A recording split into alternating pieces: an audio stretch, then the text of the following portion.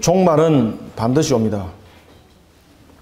종말은 우리가 원한다고 오고 원하지 아니한다고 안 오는 것이 아니라 종말은 하나님 안에서 반드시 옵니다. 그리고 이런 종말의 모습과 현상 속에서 성경은 여러 곳에서 이 사실을 또한 우리에게 가르쳐주고 있고 증거해주고 있습니다. 특히 종말의 끝자락에 우리가 도달하게 되면은 사탄이 어떻게든 간에 자신이 심판을 면하기 위해서 이 종말을 더디하게 만들고 그리고 또한 종말을 막아보려고 발버둥을 칩니다. 그래서 하나님의 택한 백성들을 꺾고 그리고 사명자들을 핍박하고 순교 현장 속에 끌고 가고 이런 강렬함이 종말의 현상 속에서 나타납니다. 그래서 지금도 여러분들 보시면은 저 북한 쪽에 우리 선교사들이 3명의 선교사들이 억류되어 있는데 이들이 풀어주지 않고 딱 골목을 지금 잡고 있죠. 그런가 하면은 세계 첫째 곳곳에 많은 지금 선교사님들이 순교 현장 속에 피 흘림을 그리고 또한 핍박을 당하고 있습니다. 이러한 사탄의 공격은 단순한 공격이 아니라 아주 복잡하고 우리가 생각하는 속에서 오는 것이 아니라 우리가 의식하지 못하는 속에 사실은 공격을 하고 있다는 것이 더 무서운 겁니다. 알면은 피하면 되잖아요. 그런데 알지 못하게 공격을 해오니 이것이 문제인 겁니다. 그래서 우리는 사탄의 공격이 우리 속에 두 가지 모습으로 나타나는데 첫 번째는 영적 공격으로 나타납니다. 그리고 두 번째는 육적 공격으로 나타납니다. 이 영적 공격은 어떤 속에 나타나는가 하면은 대체로 우리의 이제 신앙관 그리고 우리의 이런 사고 속에서 일어나는 일들인데 거짓된 말씀을 가지고 우리를 넘어뜨리고요. 이 대표적인 이야기죠. 거짓된 말씀을 가지고 우리를 공격하고 뿐만 아니라 그 사람을 거짓으로 모함해서 무너뜨리고 그의 심정을 무너뜨리고 이런 영적 공격을 가하는데 영적 공격 속에서 무너지면 육신은 함께 무너지는 거예요. 뿐만 아니라 육신적 공격 속에서는 경제적인 문제 그리고 정치와 군사에 이르기까지 다방면한 측면에서 공격을 가해주고 있습니다. 이런 다양함 속에 하나님의 백성을 무너뜨리고 사명자를 무너뜨리고 있는 이 사탄의 공격이 지금의 이 시대만 있은 것이 아닙니다. 오늘 우리가 본문에 등장하는 느헤미야서를 이제 읽어보시면은 우리가 이것을 하나의 역사적인 하나의 사실로만 바라보는 것이 아니라 이 느헤미야서를 통해서 우리는 종말에 우리에게 당하게 되는 한 현상들을 우리는 발견할 수 있어야 되는 것입니다. 그래서 우리는 소선지서나 대선지서를 통해서 우리가 잊지 말아야 될 것은 그 당시의 역사를 이야기를 하는 것이 아니라 그 당시의 상황을 통해서 무엇을 함께 설명하고 있더라. 앞으로 우리에게 일어날 일을 함께 설명하고 있는 것입니다. 그래서 우리는 느헤미야서를 통해서 그가 52일 만에 성벽을 세운 것과 마지막에 문짝을 다는 것은 우리와 무슨 연관이 있는가라는 것입니다. 그리고 성벽을 완성하지 못하도록 산발락과 도비아 뿐만 아니라 오늘 본문에 등장하고 있는 게셈과 같은 이런 대적들의 무리들이 왜 느헤미야와 예루살렘의 사람들을 공격을 했는가라는 것입니다. 그것은 하나님의 왕국을 형성하지 못하도록 하기 위함이었습니다. 우리는 이와 같이 지금으로부터 약 한 2440년 전의 내용이죠. 그러니까 BC 약 한 443년경에 오늘 있었던 내용들입니다. 느헤미야가 유다 지역의 총독으로서 그가 부임을 하게 됩니다. 그때에 그는 성벽의 재건을 하게 되는데 이때 성벽의 재건을 눈앞에 두게 된 이스라엘 그리고 예루살렘의 공동체를 이끌어갔던 느헤미야를 향해서 대적들이 집중 공격을 가합니다. 왜냐하면 이 대적들이 집중 공격을 가하는 데는 이유가 다 있습니다. 왜냐하면 자신들이 쓸 곳을 잃어버리기 때문에. 종말이 되면은 우리에게 나타나는 현상 가운데서 가장 대표적인 것이 뭔가 하면은 이 마귀가 영적, 육적 공격을 통해서 우리를 계속해서 공격합니다. 무너뜨립니다. 어떤 공격을 하는가 하면은 하나님의 택한 백성의 그 수가 채워지지 아니하도록 우리를 공격하는데, 영적으로는 우리에게 적그리스도 같은 가짜의 그리스도를 내세워서 거짓된 말씀을 전가하고요. 그 다음에 육적 공격으로서는 제일 먼저 여러분들의 경제를 공격합니다. 그러면서 우리로 하여금 낙담하게 만들면서 이렇게 만듭니다. 다른 사람도 허구하고 많은데 너 하루하루 벌어먹고 살기 힘든 너가 왜 복음을 전한다고? 다른 사람 하면 되잖아. 여유 있는 사람이 하면 되잖아. 너는 그냥 물러서. 이렇게 공격을 가하고 있습니다. 그러면서 하나님의 택한 백성을 불러 모으지 못하도록 하는 겁니다. 이런 집중적인 공격을 가하고 있는 겁니다. 느헤미야가 있던 그 당시도 그랬습니다. 영적, 육적으로 느헤미야를 비롯한 예루살렘 사람들을 대적이었던 산발락과 도비야 그리고 게셈이 집중 공격을 가하는데, 이거 추풍낙엽인 거예요. 추풍낙엽. 바람 앞에 등불인 거예요. 그런데 오늘 이 놀랄 사실은 정말로 바람 앞에 등불과 같았던 느헤미야, 예루살렘, 그리고 바람 앞에 떨어지는 낙엽과 같았던 느헤미야, 예루살렘이 그들을 이깁니다. 상상할 수 없는 역사가 일어난 겁니다. 그 당시에는 페르시아 제국을 다스리고 있었던 제5대 왕이었던 아닥사스다가 근동 지역 전체를 다스리고 있었습니다. 따라서 이 산발락과 도비야와 게셈이 공격은 예루살렘에 있는 거민들과 느헤미야만을 향한 공격이 아니라 느헤미야로 하여금 그 당시에 근동을 다스렸던 아닥사스다의 공격을 받도록 만드는 겁니다. 그것이 뭔가 하면 정치적으로 그리고 군사적으로 그가 또한 공격을 가하는 모함을 저질렀던 겁니다. 하나님께서 이것까지 다 막으신 거예요. 사랑하는 성도 여러분, 우리는 오늘 느헤미야서를 통해서 이스라엘 백성들을 향한 산발락과 도비야 그리고 게셈의 그 공격, 그것은 오늘 종말을 향하여서 달려가고 있는 우리에게도 동일하게 역사하고 있다는 것을 여러분들이 반드시 보셔야 됩니다. 그러면은 우리는 오늘 이 느헤미야가 도비야와 산발락과 게셈과 같은 이런 대적들, 마귀의 집단들, 마귀의 앞잡이들, 그들 향해서 어떻게 대적했는가? 이것은 다시 말하면 이 땅을 살아가는 마지막 종말 때 살아가는 우리에게 너희들은 이와 같이 하여서 마귀들을 물리치라는 겁니다. 사랑하는 성도 여러분, 우리는 종말의 한 현상 속에서 어떤 모습으로 우리는 자신을 세워 나가야 되고 어떤 모습으로 우리는 여러분 종말을 달려가야 될까요? 먼저 우리가 1절을 한번 읽어봅시다. 시작. 산발랏과 도비야와 아라비아 사람 게셈과 그 나머지 우리의 원수들이 내가 성벽을 건축하여 허물어진 틈을 남기지 아니하였다 함을 들었는데 그때는 내가 아직 성문에 문짝을 달지 못한 때였더라. 아멘. 오늘 1절에 여러분들 아라비아 사람 이 게셈이 성경에 보면은 어디에 또 등장하는가 하면은 6절을 한번 보십시오.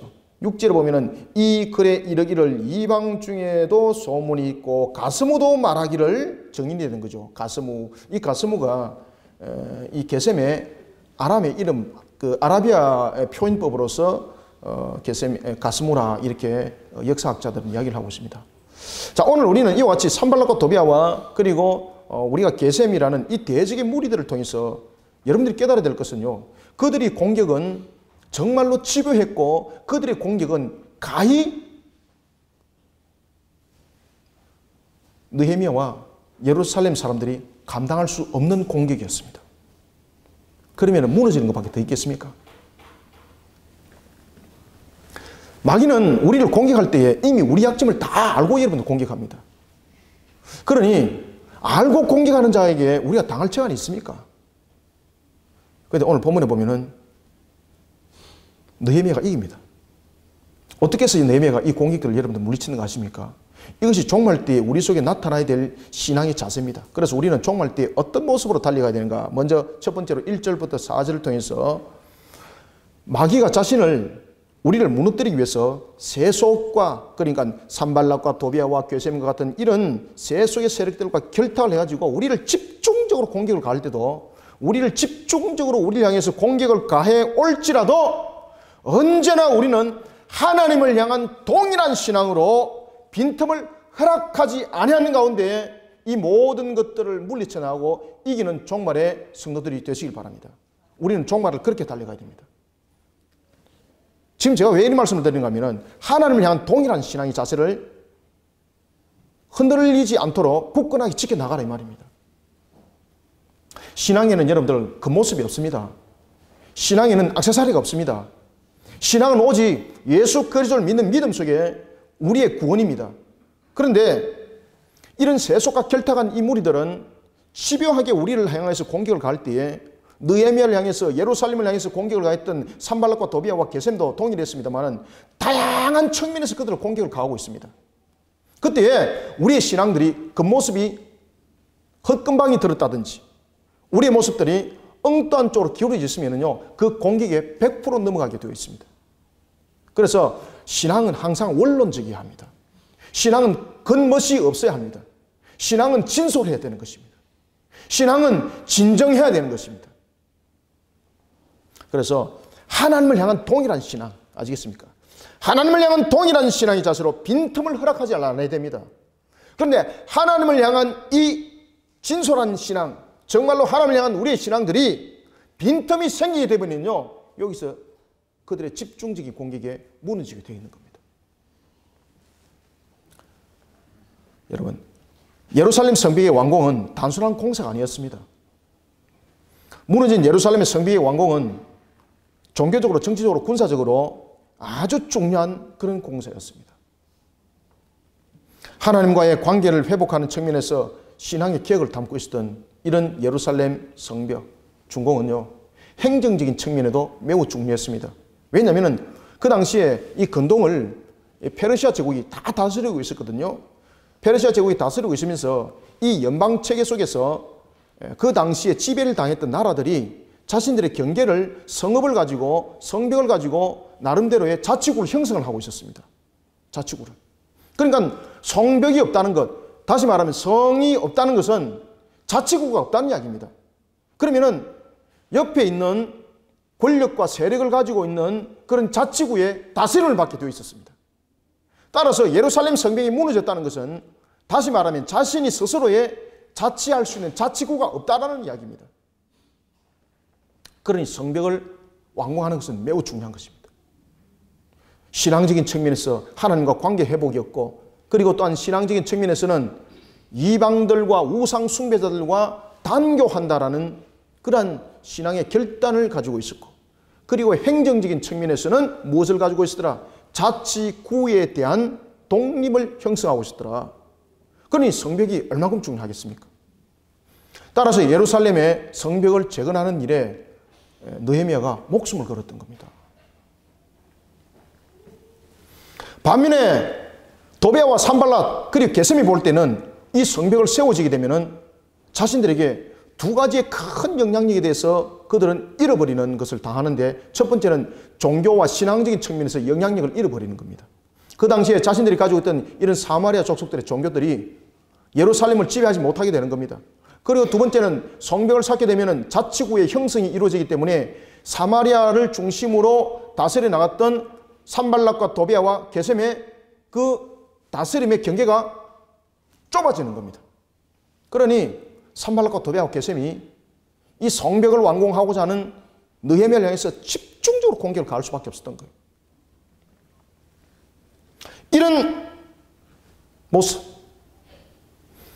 페르시아 제국의 그 간섭함 속에서 스스로는 독립은 할 수 없지만은 그래도 자치구를 형성하고 있었던 이런 독립체계를 형성할 수 있는 자치구에 관한 그런 실권을 산발랏은, 도비아는, 게셈은 잃을 수가 없었던 것입니다. 그래서 그들은 사마리아를 넘어 예루살렘을 불법적으로 다스리는 이 다스림을 지속적으로 하기 위해서 느헤미야를 죽이려고, 그리고 예루살렘의 성벽을 허물려고 집중적으로 공격을 가하는 겁니다.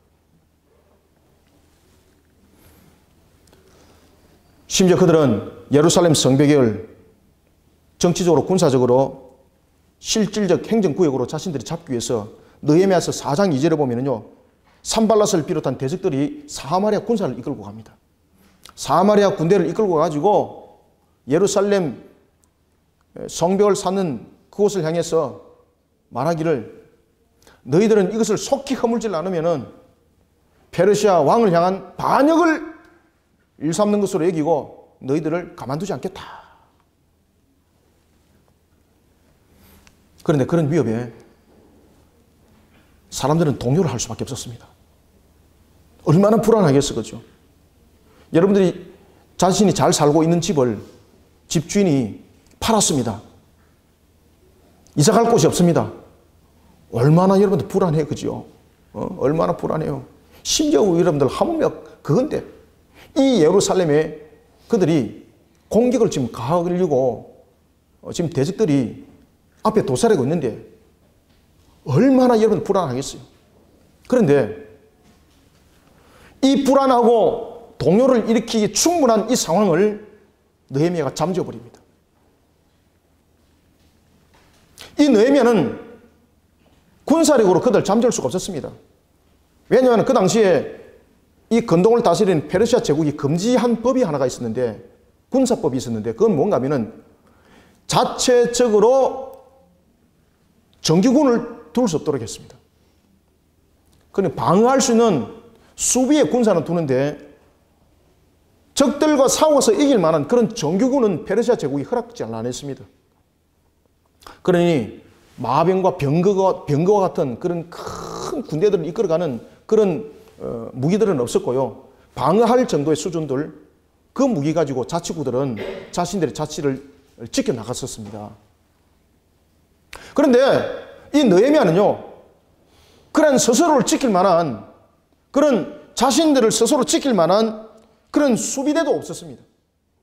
그런데 그런 느헤미야가 무슨 배짱으로 사마리아 군사를 끌고 온 산발락과 도비아와 그리고 게셈을 향해서 당당할 수 있었고, 어떻게 했기 때문에 그들 향해서 오히려 큰 소리를 칠 수가 있었을까요?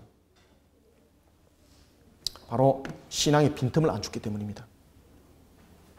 하나님은 어떤 분인가 알았던 그 마음, 그 믿음, 흔들리지 않았던 그 믿음 하나였습니다.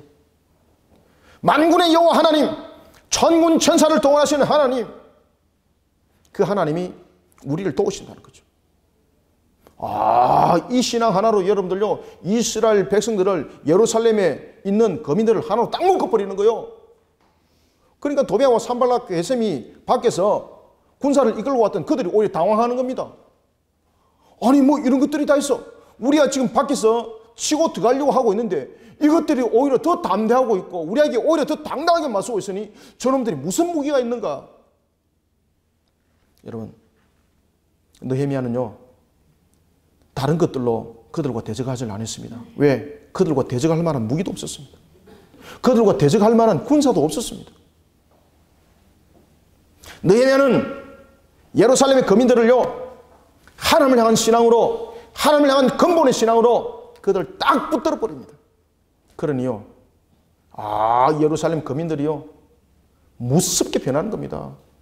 그리고 그들이 24시간을 서로 간에 교대를 하면서 민병대를 구성해가지고 A와 B가 서로 맞보면서 A는 B를 지키고 B는 A를 지키면서 서로 간에 서로를 지키면서 서로의 동력을 이루고 서로를 더욱더 사랑하게 만들고 서로를 하나로 오히려 묶어버리게 만드는 역사를 일으킵니다.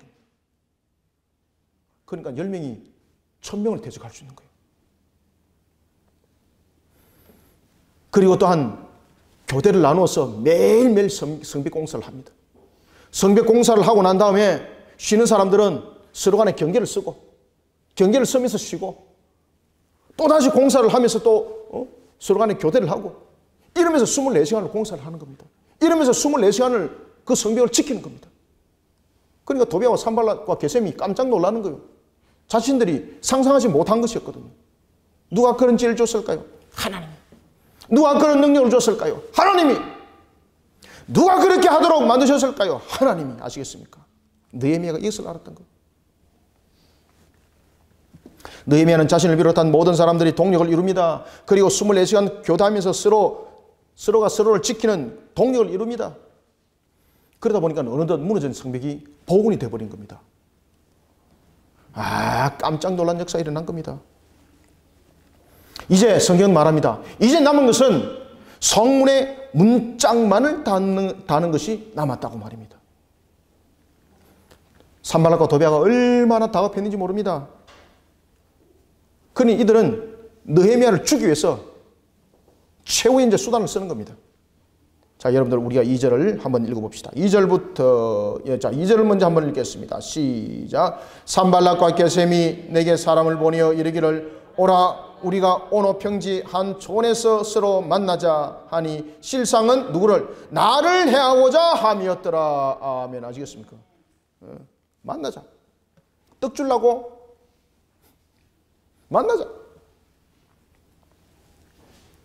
이런 동일한 내용들을 그리고 이러한 내용들을 4번이나 자신에게 반복적으로 계속해서 자신을 군데군데 찔렀다는 이야기입니다. 사람들을 통해서. 그때 3절은 이렇게 말합니다. 이제 큰 역사를 하니 이 역사를 중단하고 어떻게 너희들에게 내려가겠느냐. 아시겠습니까? 하나님을 향한 동일한 신앙의 자세, 그 자세로 빈틈을 허락질 않는 겁니다. 그러니까 이들이 계속 찌르는 거예요. 계속 찌를 때에 느헤미야는 여러분 보십시오. 신앙의 빈틈을 안 줘요. 신앙의 겉모습으로 대적하지 않습니다. 장식을 화려하게 해서 그런 신앙으로서 겉모습이 화려한 그런 신앙으로서 아니라 살아계신 하나님을 믿음으로 바라보는 그 믿음 하나로 빈틈을 주지 않는 겁니다. 사랑하는 성도 여러분, 오늘도 주 예수 그리스도가 우리의 구세주임을 믿으십니까? 이 믿음 하나로 우리를 바로 세우시길 바랍니다. 신앙은 겉멋이 드는 그 순간 풍선이 되고 바람 빠진 풍선이 되고 터지게 되어 있습니다. 느헤미야를 바라보면서 우리는 종말을 어떻게 이겨나가야 되는지를 우리에게 가르쳐주고 있습니다. 절대 여러분 신앙은 겉멋이 들면 안 돼요.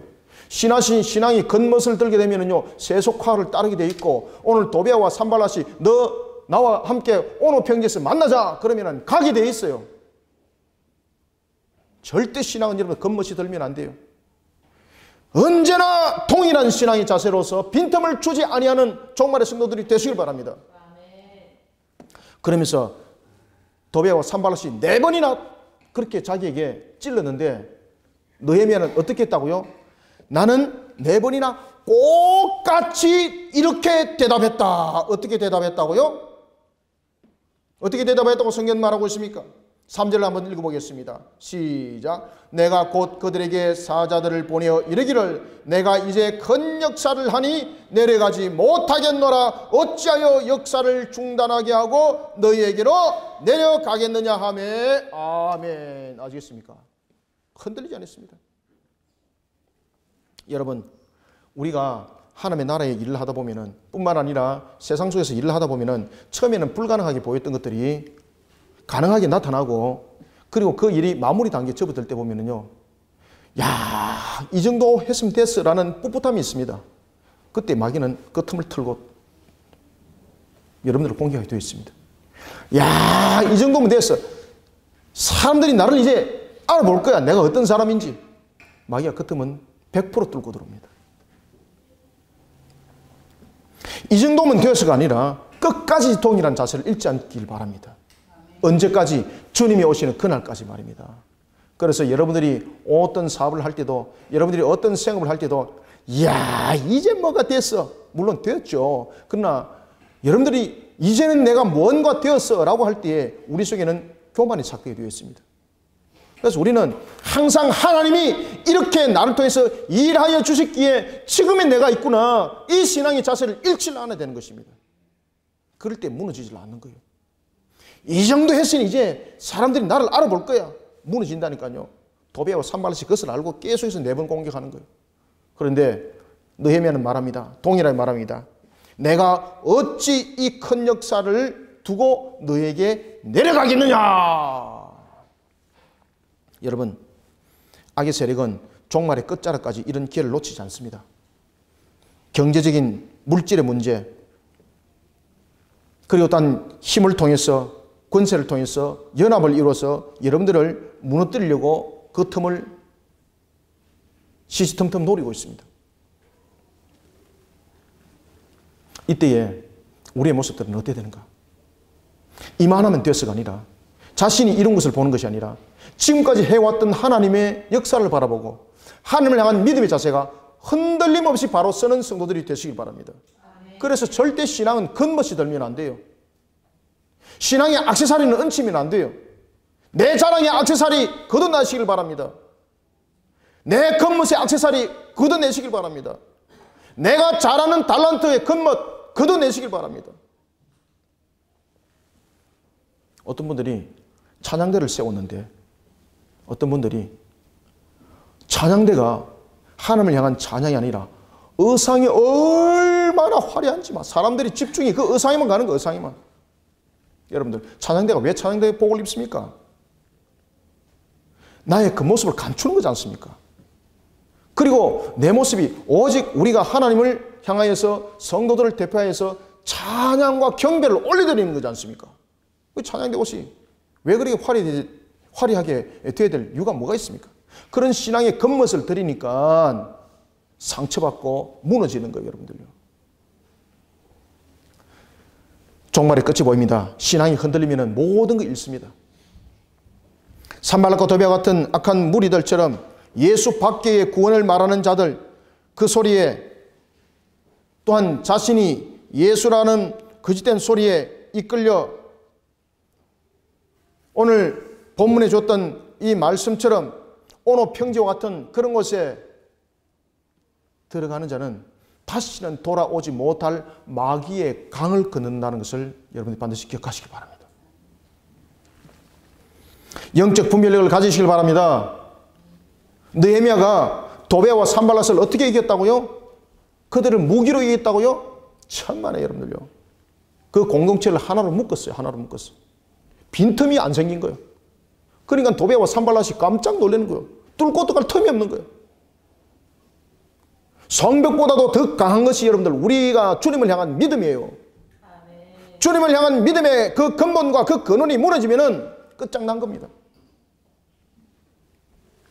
오늘도 여러분 영적 분별력을 가지고 느헤미야처럼 흔들림 없이 예수 그리스도만을 부여잡고 네 번이나 똑같이 대답하였더라라는 동일한 신앙으로 신앙의 빈틈을 잃지 않고 허락치 않으면서 종말을 달려가는 우리 모든 성도들이 다 되시기를 소망합니다. 종말은 이렇게 달려가야 되는 거예요. 그래서 신앙은 겉멋이 들면 안 돼요. 신앙은 아주 정결해야 돼요. 신앙은 아주 여러분 순수해야 돼요. 그래서 예수님께서 어린아이와 같은 저 믿음을 가진 자가 천국 간다고 말했지 않습니까? 신앙은 순수해야 돼요. 신앙은 화려해지는 순간 마귀는 그 속에 역사를 하는 겁니다. 이제는 두 번째는 우리가 종말을 어떻게 달려가는 자가 되어야 되겠는가? 우리가 5절을 한번 읽어보겠습니다. 시작. 산발랏이 다섯 번째는 그 종자의 손에 봉하지 않은 편지를 돌려 내게 보냈는데 아멘. 여러분들 산발랏이 왜 편지를 봉하지 않고 그 편지를 줬을까요? 편지를 봉하지 않았다는 것은 어떤 뜻을 가지고 있고 편지를 봉한 것은 어떤 뜻을 가지고 있습니까? 편지를 안에 내용을 읽지 못하도록 봉한 것은 그 전달받은 최종 목적지에 있는 사람만 그것을 보라는 이야기죠. 그 과정 속에 다른 사람은 못 보라는 이야기죠. 그런데 이 편지를 안에 넣고 봉투를 봉하지를 않았습니다. 이건 어떤 의미를 가지고 있습니까? 동네방네 사람들이 다 봐라 이 말입니다. 아주 엄청난 뜻을 가지고 있는 거죠. 그러면서 어떻게 하는가 하면은 자신의 손을 통해서 자신의 신복을 통해서 그 예루살렘에 있는 사람에게 줍니다. 이거 느헤미야한테 편지 전달하라. 그러면은 이 편지를 받은 사람이 이 안에 뭐가 들었지? 꺼내볼 것 아니에요. 지금 그렇게 하라는 이야기입니다. 그렇게 해서 느헤미야를 무너뜨리라는 이야기예요. 여러분 마귀가 이렇게 우리를 공격해요. 이렇게 우리를 간사하게 공격해요. 왜냐하면 사람의 이 마음에 가지고 있는 약점들이 뭔가를 잘 알고 있기 때문입니다. 따라서 우리는 두 번째로 5절부터 7절 통해서 상대가 자신의 약점을 알고 공격하고 그리고 불순한 방법으로 모반을 일으킬지라도 우리는 사탄의 그 올무속에 발부둥 치어서 함께 대적하고 싸우는 자가 아니라 어떻게 해야 될까요? 하나님과 의논하고 하나님 안에서 대적들을 이겨나가는 종말의 성도들이 되시길 바랍니다. 대적은요, 우리의 약점을 건드려서 오히려 싸우기를 원하고 있습니다. 오히려 우리의 약점을 건드려서 우리로 하여금 변명하도록 만들고 있습니다. 그러면서 뭐라고 말합니까? 아이고야 아니 땐 꿀뚝에 연기 나나 이런 말 또 만들어내는 거예요. 계속해서 뒤감기게 만들고 있습니다. 그러면 우리가 어떻게 이기라고요? 상대가 약점을 이미 알고 공격하고 불순한 방법으로 몰아반을 일으킬지라도 사탄의 올무에 빠져들지 않도록 하기 위해서 어떻게 해라고요? 하나님과 의논하시기 바랍니다. 그리고 하나님 안에서 대적을 이겨나가는 종말의 성도들이 되시길 바랍니다. 마귀는 우리를 자신의 타락의 권세 안에 두기 위해서 치밀하게 공격을 가합니다. 창세기 3장 1절도 보십시오. 마귀가 얼마나 교활한지, 뿐만 아니라 중상모략을 얼마나 잘 일삼는지, 진짜보다도 더 진짜같이 이야기해. 가짜인데, 거짓말인데 진짜보다 더 진짜같이 이야기해. 그래서 여러분들이 잘 아시는 것처럼 아담과 하와가 거기 쏘가 넘어진 거예요. 진짜보다 더 진짜, 가짜인데. 뿐만 아니죠.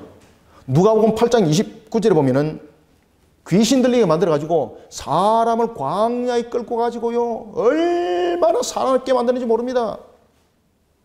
그러니까 이 마귀는요. 필요에 따라서 마치 팔색조처럼 자신의 모습을 변화시켜서 우리를 공격하고 무너뜨리고 짓밟고 이렇게 한다는 이야기예요. 여러분들요. 왜? 우리 약점들 다 알고 있으니까. 이미 도베아와 산발락과 게셈이 느헤미야 약점 다 알고 있어요. 무슨 약점인지. 예루살렘 사람들이 어떤 약점을 가지고 있는지 이미 다 알고 있습니다. 그 무기를 지금 들고 놓은 겁니다. 그런데 꼼짝하지 않는 거예요. 와, 네 번이나 찔렀는데 꼼짝하지 않는 거예요. 무엇으로 물리쳤다고요? 하나님을 향한 근원의 신앙, 흔들리지 아니하는 근원의 신앙. 그것으로 견디고 이겨나가는데 도베아와 산발락이 이것을 어떻게 대처해서 이제 이겨야 될까 고민하다 마지막 딱 방법을 하나 꺼냈는데 그것이 편지 보내는 것이었습니다. 바로 마귀의 앞잡이였던 그들은 다섯 번째 전략을 세워서 느헤미야를 공격을 합니다. 그 전략은 바로 느헤미야를 모함하는 편지였습니다. 이 편지가 보면은요 마치 진짜처럼 쓰는데 정인까지 다 있습니다. 정인까지. 그들은 느헤미야를 모함하는 편지를 써서 일부러 그 편지 봉투를 밀봉하지 않습니다. 예루살렘 사람들이 보고 소문내라고. 그리고 이 소문이 페르시아 제국의 황제에게 들어가서 느헤미야 목을 날려버리라고 편지 봉투를 밀봉하지 않습니다. 그러면서 뭐라고 말하는가 하면은 누구에게 들었는데 이것이 아니라 정인을 제시를 하는데 그가 바로 오늘 6절에 보면은 가스무입니다. 가스무. 가스무에게도 들었는데 가스무가 자기가 확실하게 들었다 그러더라. 정인이죠. 근데 이 가스무가 누구였다고요? 게셈이죠. 자기들과 한 무리. 그 편지의 내용은 바로 두 분류의 사람인 예루살렘 사람과 바로 페르시아 황제가 충분히 오해할 수 있는 거짓 내용을 담고 있었습니다. 그 내용이 무언가 하면 이런 것이었습니다. 내가 소문을 들었는데 소문에 의하면은 느헤미야 네가 지금 성벽을 쌓는 이유가 네가 유다의 왕이 되려고 한다고 하던데 그 말이 사실이냐? 그리고 이것이 사실이라는 것에 대해서 누가 증인이었더라? 가스무가 지금 증인이다. 여러분들요. 이것을 편지를 밀봉을 하지 않고 이것을 개봉한 상태에서 사람들 보고 다 보도록 한 거예요. 이것은 두 가지 공격이었습니다. 첫 번째는 예루살렘 사람들로 하여금 자신들이 지금 느헤미야에게 이용당하고 있다는 그런 전술을 쓰고 있었던 겁니다. 그래서 오늘 성경에서 7절에도 그 이야기를 하지 않습니까? 성경에서 7절에서 하나님의 언약을 빌미로 이스라엘 백성들을 이용해서 자신이 권력을 잡으려고 했던 자신이 그렇게 해서 이스라엘 백성들로 하여금 성벽을 쌓게 하고 자신이 그 안에서 왕이 되려고 한다 라면서 느헤미야를 아주 파리함찬 사람으로 만들어버렸습니다. 그런가 하면 두 번째로 당시 페르시아 제국의 황제를 통하여서 이 사실을 듣도록 하는 겁니다. 왜? 어떻게? 황제의 통치 아래 있어야 될 예루살렘이 지금 반란을 일으켰다는 거죠. 느헤미야가 반란을 일으켜가지고 지금 황제를 배반했습니다. 이 뜻입니다. 그러니 황제는 군사를 일으켜서 저 느헤미야와 이 예루살렘 사람들을 날려버리십시오. 이들을 모두 극형에 처하도록 하십시오. 이런 내용을 담고 있었던 겁니다. 자, 우리가 5절부터 7절을 한번 읽어봅시다. 시작. 산발랏이 다섯 번째는 그 종자의 손에 봉하지 않은 편지를 들려 내게 보냈는데 그 글에 이르기를 이방 중에도 소문이 있고 가스무도 말하기를 너와 유다 사람들이 모반하려 하여 성벽을 건축한다 하나니 네가 그 말과 같이 왕이 되려 하는도다. 또 네가 선지자를 세워 예루살렘에서 너를 들어 선전하기를 유다의 왕이 있다 하게 하였으니 지금 이 말이 왕에게 들릴지라. 그런즉 너는 이제 오라 함께 의논하자 하였기로. 아멘. 여러분, 종말은 이미 우리 앞에 펼쳐지고 있습니다. 야, 이 종말은 무슨 종말? 내 잘 살고 있는데. 종말이라는 것은 우리가 끝나는 것을 종말이라고 말하지만은 그것은 마지막이고 끝자락이고 종말의 시작을 우리는 걸어가고 있습니다. 지금 이런 사실을 마귀도 알고 있습니다. 그런데 마귀는 이 종말의 끝자락이 어떻게 이루어지는가 또한 알고 있습니다. 그것은 바로 뭔가 하면 하나님의 남은 백성들을 불러 모은 그 수가 채워졌을 때입니다. 그때 마지막 종말이 오거든요. 그러니 이 종말이 마치 없는 것처럼 만들기 위해서, 그리고 종말이 임하지 않기 위해서 마귀가 발버둥을 칠 때에 쓰는 무기가 무엇입니까? 타락과 음란입니다. 지금 여러분들 보십시오. 얼마나 타락하고 있습니까? 사람들이 얼마나 음란해요. 여러분들요. 타락과 음란과 불의와 부정과 부패입니다. 그리고 또한 거짓된 말씀입니다. 이것을 계속해서 만들어내는 거예요. 계속해서. 그러면서 하나님 백성들로 하여금 하나님을 향하지 못하도록 개걸음치도록 옆걸음치도록 하는 겁니다. 이사야서 28장 7절에 보면은 하나님의 백성이 하나님을 향해서 걸음을 걷는 것이 아니라 하나님을 향해서 옆걸음을 친다고 말하고 있습니다. 무엇 때문에? 독주를 마셨기 때문에. 이 독주가 뭐지요? 거짓된 말씀. 이 거짓된 말씀을 마시니까요, 동서남북을 구별하지 못하고 분명히 하나님이 저 옆에 보이는데 내가 지금 하나님을 향해서 나가요 하면서 걸어가는 것은 어디로 가더라? 옆으로 계속 가고 있더라. 이런 개걸음치는 겁니다.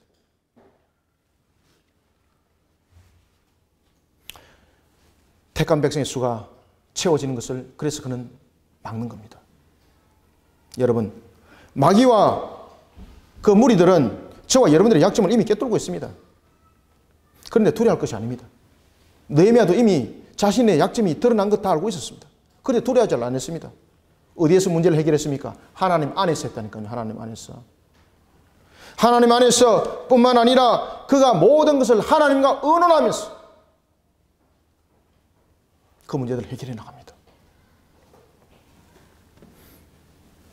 우리는 마귀의 공격을 무엇으로 막아낼 수 있습니까?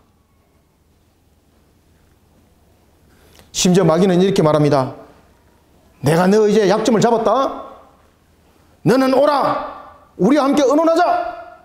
그 마귀의 음성이 들려질 때도, 그 약점이 잡혀서 공격을 당할 때도, 그 불순한 방법에 의해서 모반을 일삼아서 나를 짓밟을 때도 그 올무에 빠지지 않도록 하나님과 함께하는 자들이 되시길 바랍니다. 아멘. 하나님 안에서 대적을 이겨나가는 길이 무엇이 있습니까? 그래서 시편 1편을 잘 묵상하십시오. 시편 1편은요, 우리로 하여금 하나님 안에서 어떻게 마귀를 대적하고 하나님 안에서 어떻게 이길 수 있는가를 가르쳐주고 있는 것이 바로 시편 1편이에요. 그래서 시편 1편 1절과 2절은 우리에게 뭐라고 말씀하시고 있습니까? 이렇게 말하고 있습니다. 복 있는 사람들은 어떻게 한다고요? 복 있는 사람은 악인들의 꾀를 따르지 아니하며 죄인들의 길에 서지 아니하며 오만한 자들의 자리에 앉지 아니하고 무엇을 즐거워한다?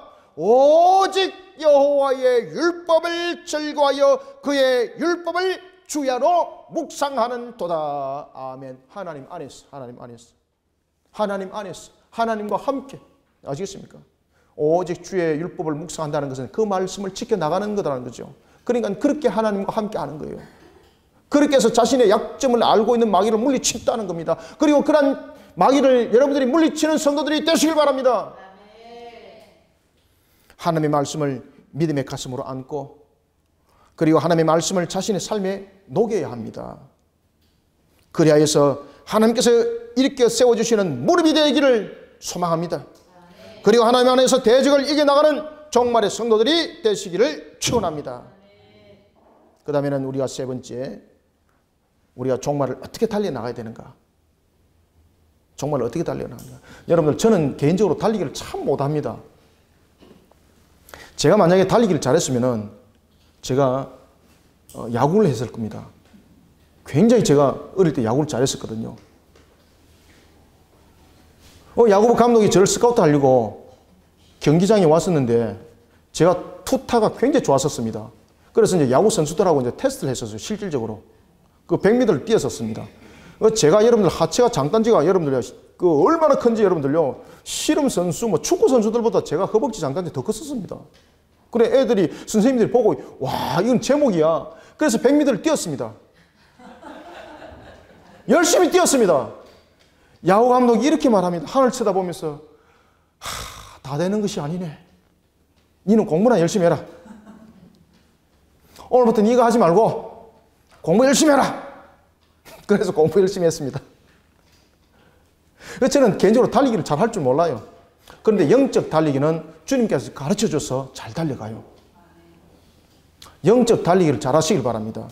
육신적 달리기는 잘 못하더라도 영적 달리기는 잘하는 성도들이 되시길 바랍니다. 우리는 종말을 어떻게 달려가야 된다고요? 세 번째, 우리가 8절을 한번 읽읍시다. 시작. 내가 사람을 보내어 그에게 이르기를 네가 말한 바 이런 일은 없는 일이요 네 마음에서 지어낸 것이라 하였나니. 아멘.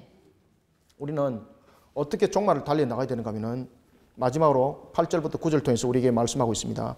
사실을 왜곡되게 만들어서 두려움을 조장하고 우리에게 두려움을 만들어가고 있고, 그리고 하나님의 나라를 향한 역사를 중지하도록 공격을 가하는 사탄의 일꾼들을 먼저 첫 번째 두려워하지 마십시오. 두려워하면 두려워하는 그 마음에 무너집니다.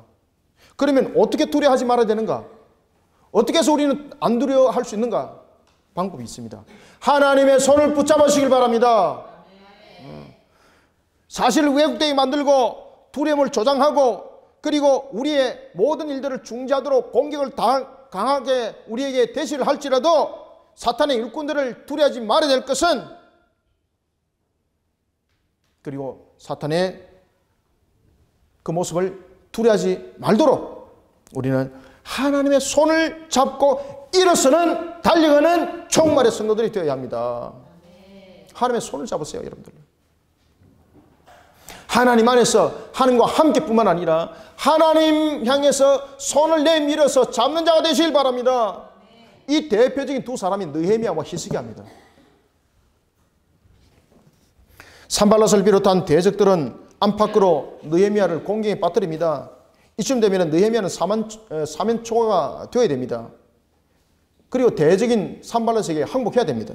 그러나 느헤미야는 여기에 대해서 더욱더 분명합니다. 뭐라고 말하는가 하면 이렇게 말합니다. 이것은 네가 지어낸 것이다. 그리고 문제의 심각성을 알고 있던 느헤미야가 어디를 갑니까? 오늘 성경에 보면은. 자, 9절 한번 읽읍시다. 느헤미야가 어디를 갔는지 한번 볼까요? 시작. 이는 그들이 다 우리를 두렵게 하고자 하여 말하기를 그들의 손이 피곤하여 역사를 중지하고 이루지 못하리라 함이라. 이제 내 손을 힘있게 하옵소서 하였노라. 아멘. 지금 어디 갔습니까, 느헤미야가? 그렇죠. 하나님 붙잡았다니까요. 하나님 붙잡았다니까요.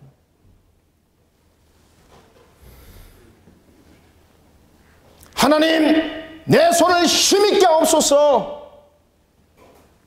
여러분들, 열왕기하 19장 14절 이하에 보면은 히스기야 왕이 나오는데, 그 당시에 아수르가 북이스라엘을 무너뜨리고 그리고 남쪽에 남은 유다까지 잡아먹기 위해서 총공격을 가했습니다.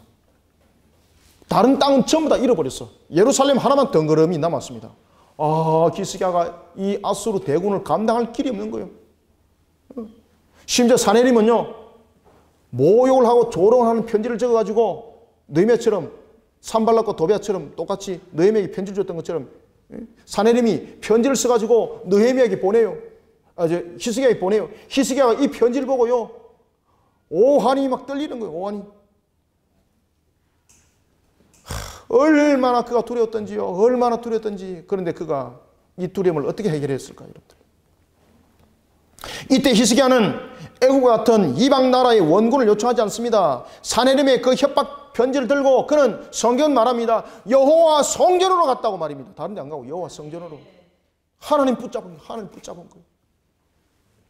그리고 그가 하나님 앞에 편지를 딱 펼쳐놓고 이렇게 기도합니다. 하나님, 사내림이 살아계신 하나님을 비방하려 보낸 말을 들으십시오.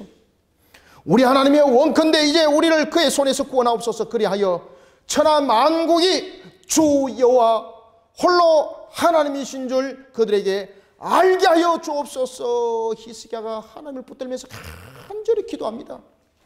어떻게 됐을까요, 여러분들? 끄덕끄덕 당연히 기도 받았지. 하나님이 끄덕끄덕 신앙 좋습니다. 이런 신앙이면 여러분 끝나는 거예요, 여러분들. 끄덕끄덕 그래 그것도 모르나 니는. 맞습니다, 여러분들. 하나님이 응답하셨는데 어떤 일이 일어났는가 아십니까? 열왕기하 19장 35절에 보면은요, 성경 말합니다. 그날 밤입니다. 열흘이 지난 것도 아니고 1년이 지난 것도 아니고 성경 말합니다. 그날 밤에 아수르의 18만 5천의 대군이 전부 다 송장이 되어버렸습니다. 송장이. 느헤미야가 히스기야처럼 이렇게 하나님을 부여잡은 겁니다. 하나님, 이 대적들로 인해서 하나님의 성벽, 하나님과 관계 회복이 복원하려고 하는 우리의 이 믿음을 이들이 짓밟으려고 하고 있습니다. 성벽에 중문하는 일이 멈춰지지 아니하도록 하나님 저 대적들을 물려쳐 주옵소서. 아멘. 이 역사대로, 이 기도대로, 하나님을 부여잡았던 이 히스기야의 이 믿음대로, 이 기도대로 하나님이 역사를 일으켜 버린 거예요, 여러분들요. 사랑하는 성도 여러분, 오늘도 여러분들이 대적들이 여러분들을 짓밟습니까? 하나님을 부여잡으십시오. 하나님 안에서 히스기야처럼, 하나님 안에서 느헤미야처럼 하나님을 부여잡으십시오. 하나님이 해결하십니다. 성경은 말합니다. 느헤미야는 이 성벽을 사람이 할 수 없는 50일 만에 이 성벽을 완공했다. 그리고 또한 이 50일 만에 완공한 이 성벽을 보고 그 주변에 있는 이방인들이 오돌오돌 떨었더라. 이야, 이 여호와 하나님을 믿고 있는 저들을 건드리면 우리 전부 다 줄초상 나는구나. 저들을 건드리면 안 되겠다. 아시겠습니까? 느헤미야 6장 16절에 이렇게 말합니다. 우리의 모든 대적과 주위에 있는 이방인들이 이 일을 듣고 두려워서 크게 낙담하였더라. 아시겠습니까? 하나님을 붙드시길 바랍니다. 여러분, 종말의 끝이 다가올수록 마귀는 믿음을 가진 우리를 향해서 물질적으로 여러 상황들을 어렵게 만들어서 공격을 가하고 있습니다. 제가 여러분들에게 서두에 말씀드렸던 것처럼 하나님의 택한 백성은 주께서 주신 그 복음의 수단을 우리를 통해서 역사를 일으켜 택한 백성들을 불러 모읍니다. 그런데 그 일들을 마귀는 못하도록 우리의 환경들을 건드립니다. 야야, 다른 사람 다 놔두고 해피를 네가 왜 그 짓 하노? 그러면서 또한 자녀들을 건드립니다. 학업을 힘들게 만들어버립니다. 그러면서 하나님의 택한 백성들을 불러 모으는 복음 전도 사역을 못하도록 만들어버립니다. 그때도 어떻게 하라고요? 하나님 붙드십시오. 그러면 해결납니다, 여러분들. 하나님 안 붙들고 몽디 붙드니까 집에서 깨지는 역사가 일어나는 거예요, 여러분들요. 하나님 안 붙들고 엉뚱한 거 붙드니까 집에 더 어려움의 역사가 일어나는 거예요, 여러분들요. 신앙 가운데 하나님을 붙들고 살아계신 하나님을 붙들고 엎드리십시오. 엎드리는 성도들이 되시길 바랍니다. 아무리 사실 왜곡되게 만들더라도 말도 되지 않은 것을 만들어서 공격을 가할지라도 기가 막힌 공격을 당할지라도 느헤미야처럼 하나님의 손을 잡고 일어나는 성도들이 되시길 바랍니다. 하나님의 손에는 힘이 있습니다. 능력이 있습니다. 하나님, 내 손에 힘을 주옵소서. 여러분, 가나안 땅의 정복을 눈앞에 두고 있었던 여호수아, 그가 하나님을 부여잡았습니다. 그러니 여리고성이 무너짐의 역사가 일어났고 아야론 골짜기에 해와 달이 멈춰서 대적들을 물리치는 역사가 일어났습니다. 뿐만 아닙니다. 히스기야를 보십시오. 하나님을 부여잡았던 그 아수르의 18만 5천의 대군을 그날 밤에 그냥 썰어버리는 역사를 일으킨 것입니다. 히스기야에게 승리를 준 겁니다. 또한 느헤미야를 보십시오. 하나님을 붙든 느헤미야를 통해서 하나님은 놀라운 역사를 일으켰습니다. 사랑하는 성도 여러분, 사탄의 말도 안 되는 그런 지변 공격 속에서도 자신의 삶과 자신의 신앙을 포기하지 마십시오. 아멘. 자신의 삶을 함께 회복시키는 길이 무엇인가? 하나님을 붙드시길 바랍니다. 아멘. 저도요, 많은 일들을 당할 때가 많습니다. 저도 낭망한 일들이 여러분들보다 더 많아요. 여러분들요. 그때마다 제가 하나님을 붙들어요. 하나님을. 하나님 나를 도와주옵소서. 하나님, 무지하고 연약한 나를 불쌍히 여겨 주옵소서. 제가 여러분들에게 말씀드렸지 않습니까? 제가 KTX 타고 내려오다가 제가 숨이 완전히 끝나버리고 제가 의식을 완전히 잃어버려서 바로 천국 문 앞에 딱 갔을 때였습니다. 제가 이렇게 기도했습니다. 하나님, 나를 한번 살려주십시오. 제가 주님께서 주신 그 명령에 충성될 종이 되길 원합니다. 그러면서 교회가 눈에 싹 스쳐 지나가는데 얼마나 눈물이 나든지 이것이 나의 마지막 순간이구나. 그런데 그 순간, 하나님을 붙들었던 그 순간, 하나님이요, 저의 숨통을 탁 켜주고, 그리고 119 구급대가 기차 안에까지 들어와서 저를 실어서 청주대학병원에 싣고 갔던 겁니다.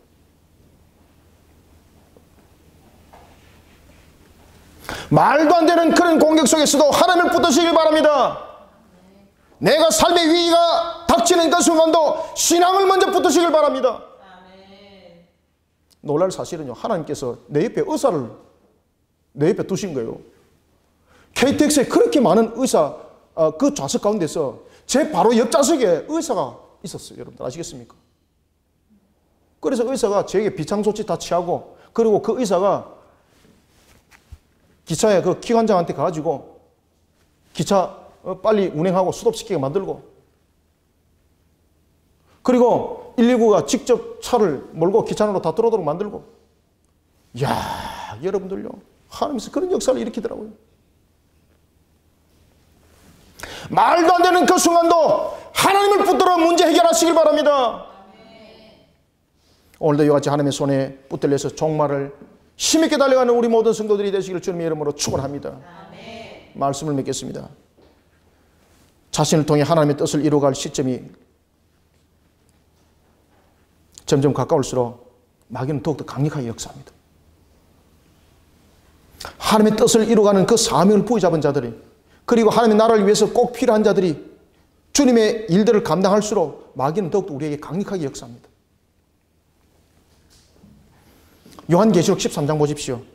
사탄은 세속의 권력과 적그리스도의 세력을 앞세워서 하나님의 백성을 강력하게 짓밟아버립니다.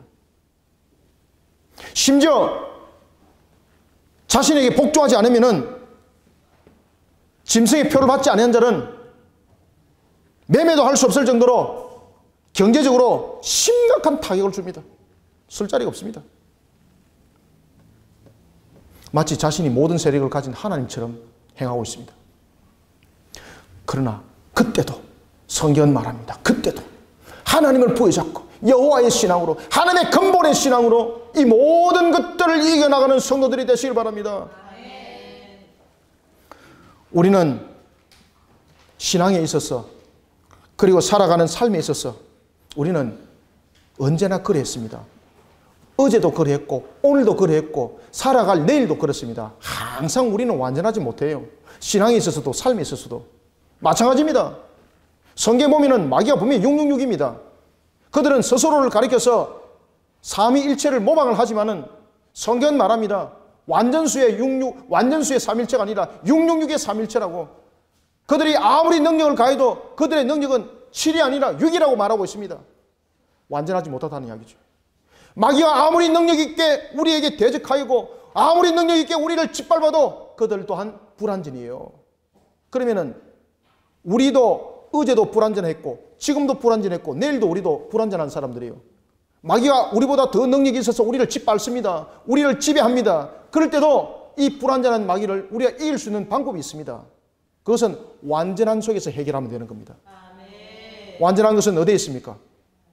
세상 속에서는 없습니다. 완전한 것은 어디에 있습니까? 오직 유일하신 하나님만이 완전하신 분이에요. 그러니 우리는 종말 향해서 달려갈 때 완전하신 하나님 안에서 이 모든 것들을 능히 이겨나가는 우리 성도들이 되시길 바랍니다. 사랑하는 성도 여러분, 완전한 분은 오직 하나님 한 분뿐입니다.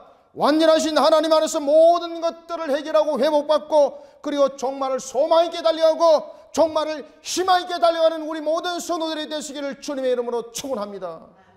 살아계신 아버지 하나님, 주님의 은혜를 감사드립니다. 오늘도 우리의 주신 말씀대로 우리에게 무엇이 소망이 있겠습니까? 우리의 무엇이 희망이 있겠습니까? 오늘도 살아계신 하나님이 있기에 우리는 소망이 있고, 살아계신 하나님 있기에 우리는 희망이 있습니다. 하나님, 세상 속에 우리가 짝하는 자가 아니라 오직 여호와 안에서 모든 문제들을 해결하고 회복하는 종말의 길들을 달려가는 성도들이 되게 하여 주시옵소서. 우리에게 종말의 하나님을 향한 굳건한 믿음이 신앙의 겉모습으로 달려가는 것이 아니라 오직 주를 향한 진솔한 믿음으로 예수 그리스도의 구원의 십자가를 부여잡고 달려가는 마치 어린아이와 같은 진솔한 신앙으로 주님 앞에 무릎 꿇고 종말을 달려가기를 원합니다. 그래서 에스겔서에 나타나고 있는 것처럼 마른 뼈가 살아나는 역사요, 뿐만 아니라 우리의 모든 삶들을 통해서는 하나님의 복된 소낙비가 에스겔서 34장의 말씀처럼 부어지는 역사가 함께 일어날 줄 믿습니다. 하나님 아버지여, 도비아와 산발락과 게셈과 같은 그런 악한 마귀의 무리들이 우리의 삶들의 경제를 짓밟고 우리의 신앙을 저밟을 때도 우리는 두렵지 아니한 것은 하나님이 우리와 함께함입니다. 천군 천사를 거느리시는 만군의 여호와께서 우리와 함께함입니다. 주님께서 그 대적들을 물리칠 줄 믿습니다. 하나님이 주신 은혜 속에 우리가 여호와의 신앙으로 오늘도 종말을 향해서 굳건하게 달려나가며 하나님의 영광의 꽃을 피우기에 부족함이 없도록 오늘 주신 말씀으로 우리의 영육을, 우리 모든 성도들을 풍성케 일으켜 세워 주시옵소서. 예수님의 이름으로 기도드리옵나이다. 아멘.